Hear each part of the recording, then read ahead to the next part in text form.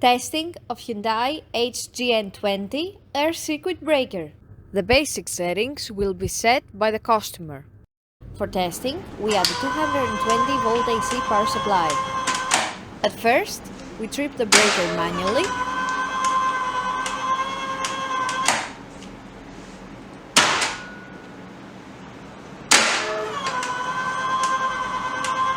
Then, we trip the breaker with the help of the UT.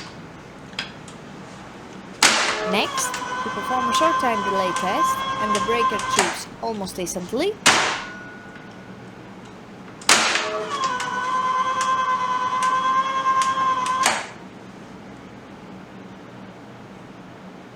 And lastly, we perform a long time delay test, and after about 15 seconds, the breaker trips.